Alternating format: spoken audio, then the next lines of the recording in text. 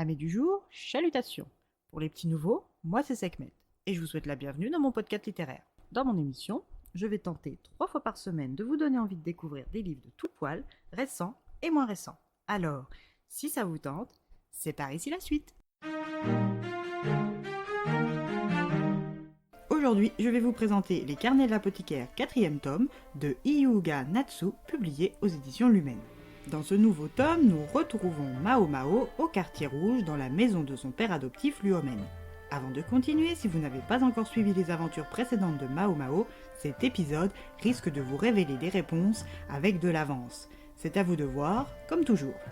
Luomen, en sa qualité de médecin eunuque, a été convoqué auprès de Dame Jiokiyo, la future impératrice, car son second accouchement s'annonce par le siège d'après Mao Mao et pourrait nécessiter l'intervention d'un médecin capable de pratiquer une césarienne. Bien qu'ayant été banni de la cour intérieure et mutilé en récompense des soins ayant sauvé une concubine royale mais l'ayant privé de toutes ses capacités reproductives il y a de nombreuses années en arrière, Luomen, grâce à Mao Mao, a été réintégré. La naissance s'est bien déroulée pour la mère et l'enfant. Depuis, Dame Jiokiyo a quitté la cour intérieure au profit d'appartements situés non loin de ceux de l'impératrice douairière et est devenue la femme de l'empereur.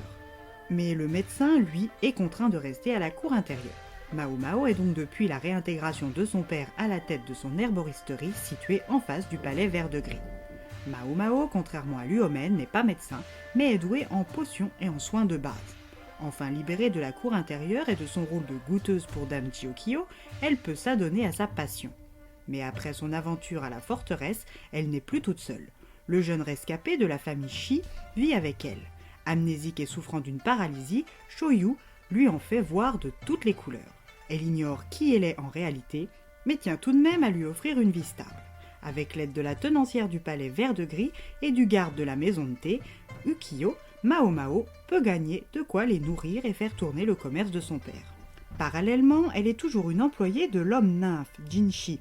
Sa véritable identité lui a été dévoilée. Il est le frère biologique de l'empereur et n'est donc pas un eunuque mais un prince impérial camouflé en eunuque à la cour intérieure de son frère. Jinshi travaille pour son frère jour et nuit en résolvant des enquêtes et en gérant beaucoup de tâches administratives importantes. Il continue de faire appel aux qualités d'enquêtrice de Mao Mao. Mao Mao ignore si l'homme nymphe est bel et bien le frère de l'empereur, et en vérité elle s'en fiche totalement. Ce qu'elle sait, c'est que l'empereur est en pleine forme et dans la fleur de l'âge. L'héritier de l'Empire est son fils qui vient de naître, de l'impératrice Jiokiyo, et en cas de malheur, celui qu'il a eu avec Dame Lifa, l'une de ses concubines favorites. Pour Mao Mao, le reste, c'est de la littérature. Elle considère toujours son patron comme une répugnante limace capricieuse. Depuis ses révélations, Cao Shun, l'eunuque chargé de sa sécurité, est retourné auprès de l'empereur, et c'est son fils Basun qui a pris sa place auprès de Jinshi en dehors de la cour intérieure.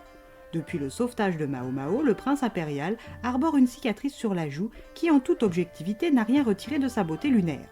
Quand il vient s'entretenir avec Mao Mao au palais vert de gris, il vient toujours masqué et se fait passer pour un riche client. Si riche il est, client il ne l'est pas, et ne tient pas à l'être malgré les propositions insistantes des courtisanes de l'établissement. Depuis l'insurrection du clan Shi, des produits alimentaires viennent à manquer et se voient remplacés par des sauterelles comestibles. Même après des heures de façonnage, les bestioles restent infâmes avec leur corps creux. Lors d'une séance de shopping, Mao Mao est tombée par hasard sur une encyclopédie qu'elle n'aurait jamais cru revoir un jour. Ces livres sont censés avoir brûlé à la forteresse de Shishu. Mao Mao en est sûr pour avoir été obligé de travailler dessus lors de sa captivité et son travail forcé sur l'élixir d'immortalité réclamé par Sishui et sa sœur. Pour trouver des réponses, elle va d'abord faire appel au garde Liaku pour qu'il retrouve la trace du contrebandier. Ensuite, elle fera venir Jinshi. Après de rapides recherches, le voleur n'est autre que l'un des anciens gardes de la forteresse de Shisho qui lui a permis de s'évader après avoir obéi à Shoyu. Mao Mao apprend grâce à ses encyclopédies, dont celle récupérée par Jinshi, que les sauterelles creuses sont en réalité des criquets pèlerins. Leur prolifération est synonyme de mauvaise récolte à venir, un mauvais présage pour le règne de l'empereur. Mao Mao voit en celui qui va dorénavant se faire appeler Sazen pour protéger le jeune Shoyu, son successeur à l'herboristerie. Il sait lire, connaît les plantes et apprend vite. De plus, il tient apparemment beaucoup aux jeunes garçons. Le candidat a tout trouvé. Les encyclopédies recèlent bien plus de mystères que leur couverture ne le laisse supposer, et la curiosité de Mao Mao va la pousser à enquêter. tout comme le mystère de la jeune fille aux cheveux blancs et aux yeux rouges qui donne des représentations en ville. D'après les rumeurs, elle peut faire de l'alchimie et lire dans les pensées ainsi que déjouer la mort. Mao Mao est piquée mais ne veut pas payer si cher pour comprendre le truc, car elle le sait, subterfuge il y a sans doute possible. Grâce à l'intervention de Laon, son cousin biologique, le neveu et fils adoptif du stratège au monocle, Mao Mao va pouvoir assister au spectacle. L'envoyé de son père biologique, Li Kusong, est aussi de la sortie. Pei Nyang est à la merci des yeux scrutateurs de l'apothicaire. En quoi cette artiste albinos est-elle liée aux travaux des sœurs Shi? Jin Shi et elle trouveront-ils des solutions pour empêcher les mauvaises récoltes? Que manigance Lacan derrière son fils et son homme de main? Si vous voulez, comme Mao Mao et Jin Shi, des réponses, il vous faudra lire ce 4e tome des carnets de l'apothicaire.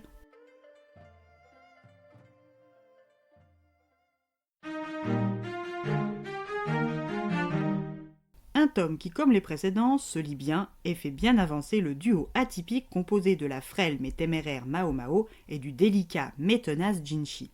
Une série livresque également disponible en version manga et animée pour celles et ceux qui l'ignoreraient encore. Et peu importe le format ou l'éditeur, je ne peux que vous la recommander. Et bien voilà, j'en ai fini pour aujourd'hui. J'espère que cet épisode vous aura plu et vous aura donné des nouvelles idées de lecture. Si vous souhaitez découvrir d'autres petits bonbons littéraires tout droit sortis de ma bibliothèque, je vous retrouve le samedi 4 janvier prochain pour un nouvel épisode. Et si d'ici là je vous manque de trop, n'hésitez pas à me rejoindre sur mon compte Instagram, @leslectures de Sekhmet. Sur ce, chalut les amis, et à la prochaine.